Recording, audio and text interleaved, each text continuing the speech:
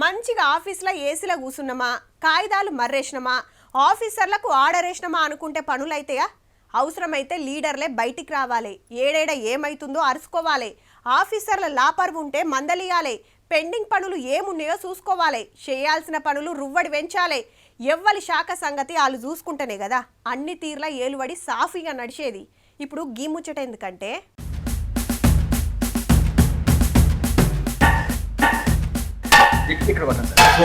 Dress చూసి cinema shooting అనుకునే రాయింత తిరుపతిలో ఎర్రచందనం డిపో చెకింగ్ వచ్చిండు చిన్న CM sir.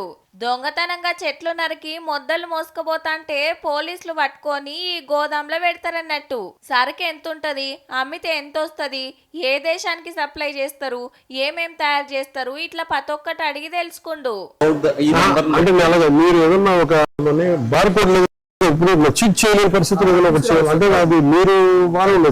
Pawan Kalyan sir కొన్ని మొద్దులు వజన్ కూడా చూసిండుల్లా.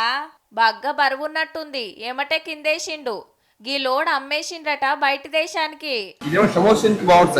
సౌండ్ అంటే మ్యూజికల్ ఇన్స్ట్రుమెంట్ ఇది బాగుంది సార్. ఇవేమో జపాన్ వాళ్ళ ఇన్స్ట్రుమెంట్ సార్, మ్యూజికల్ ఇన్స్ట్రుమెంట్ తయారు చేసుకుని ఇక్కడ నుంచి ఎక్స్పోర్ట్ అయ్యారు.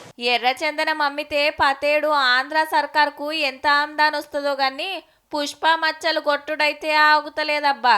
మిమ్మల్ని తాట తీసి కూర్చోబెట్టేస్తాం స్మగ్లర్లందరినీ. మీరు స్వచ్ఛందంగా ఆపారా మంచిది, మీరు ఆపలేదా?